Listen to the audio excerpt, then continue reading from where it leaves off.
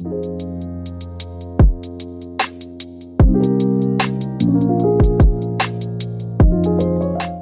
everybody, welcome back to the Pressing Matters. I'm Scott. Thank you for tuning in. Today I'm going to talk a little bit about Mobile Fidelity and their new release roster, and also the latest I picked up from them in a Gadda Vida Supervinyl. Before we get to that, if you are new or haven't subscribed yet, please do so. If you could hit like, subscribe, and the notification bell.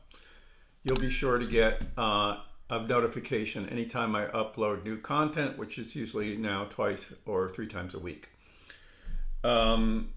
So I had this record when I was a teenager. I remember only playing side 2 because that was the cool side, the long suite in a Gadda Vida. And when I got this one, and I wasn't planning to pick this up. The only reason I did was I was curious, but not $60 curious. And I had a credit at Music Direct, so I applied it and got it for, $40 or something. Even so, that's a lot of money. I think $60 is a lot of money for a record like this.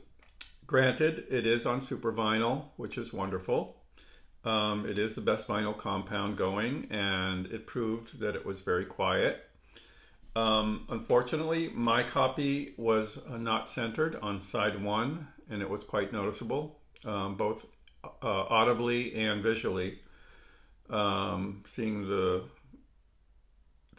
tone arm moving back and forth and hearing a little bit of pitch variation, I knew I had to request a new copy of this. Side 2, thankfully, was fine, and it sounded good for what it is. It is not an audiophile quality recording. We all know that. But they did the best they could with it, and it does sound impressive for the most part. There is a drum solo in the middle of the track. The track is 17 minutes long. And the drum solo, you can hear a lot of space around the instrument, and that was kind of cool. I don't remember that from the early pressings. I mean, early pressings were not on the best vinyl. This was originally put out by Atco, and Atco had crummy vinyl. So this is a welcome release for fans of 60s psychedelic music, or I Am Butterfly in particular. I just don't know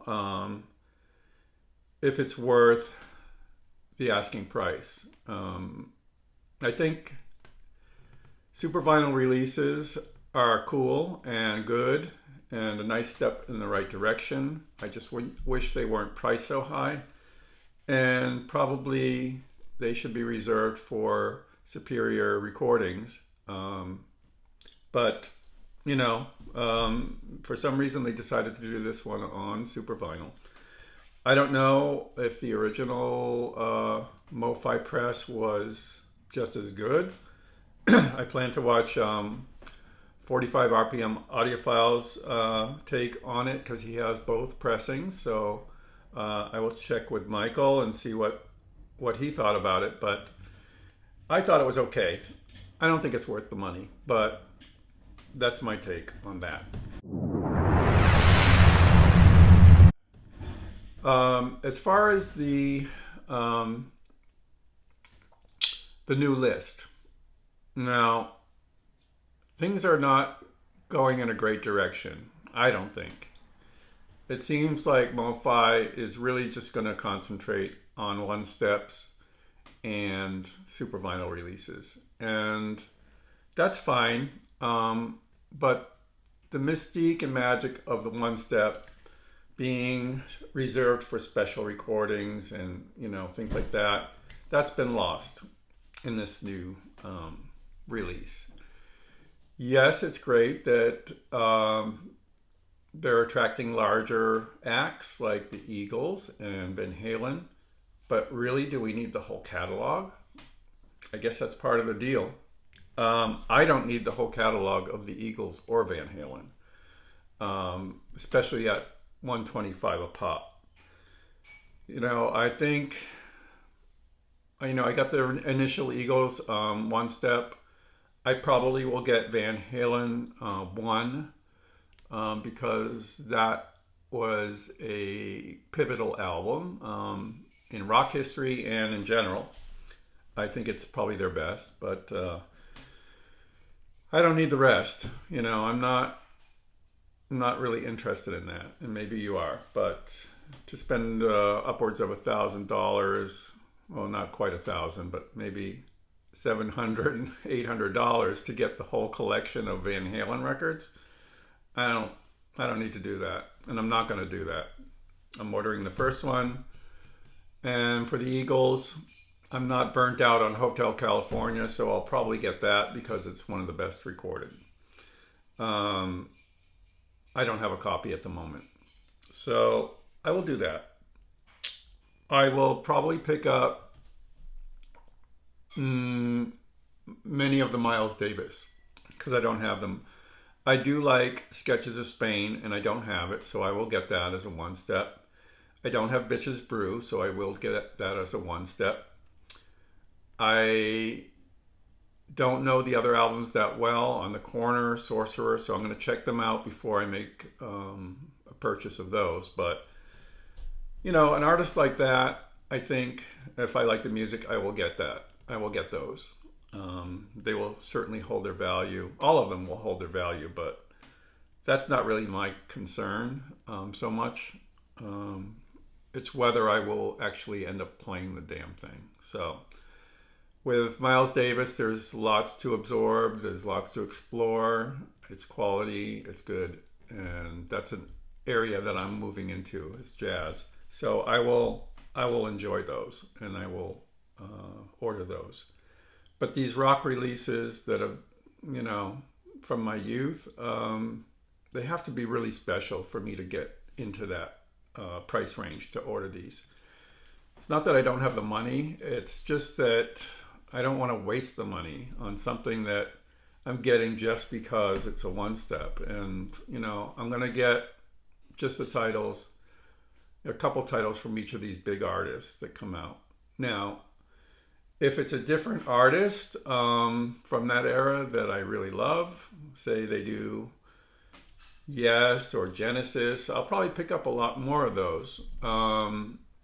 I can try to think of other artists. There's dozens of artists that I would love to see on a one step. I'd like to see Robin Trower, a couple of those on a one step, maybe For Earth Below and Bridge of Sighs. I'm not going to name names, but there's tons of interesting artists that aren't that aren't represented in audiophile editions, or at least it's been a while. I mean, I have all the classic Genesis albums. I'm so glad I got those.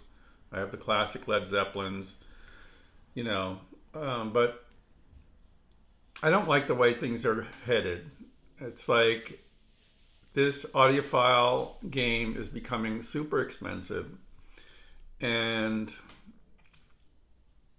the returns are not too great. I like when Mobile Fidelity was doing regular price releases or 45 RPM releases on regular vinyl was great. But now those days are over. I didn't see anything. Well, maybe Warren Zevon was on regular vinyl, and I don't care about that either. I don't care about iRobot either. I mean, iRobot I've had in the original MOFI pressing and an original Arista pressing for ages. And do I listen to it much? I will put on the first 2 tracks as a demo. The rest of the album I'm not really that keen on. I almost would like to see an EP with just the title track on it, or the opening track on it, because that's the one everyone wants to play. I don't need a 2x45 of that. I didn't get the 2x45 that came out, and I don't need to get the one step of it. It's just not It's a title that's been done. Everyone has it. I don't know if everyone really loves to listen to the whole album, but I certainly don't. So that's kind of my take on the direction of mobile fidelity. I'm glad they're using Supervinyl. I wish it was less expensive and they could use it on normal releases, but this is getting pricey. AP is getting pricey as well. So pick and choose wisely. Of course, I need to pick up things to review for the channel, so I will have to pick up things that are important to my listeners that may not be important to me, and I understand that.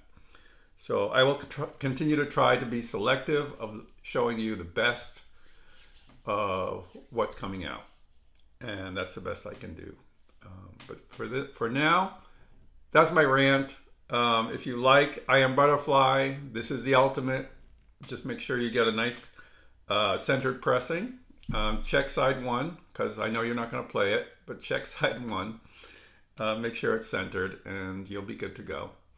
This is Scott for the Pressing Matters. Thank you and have a great day.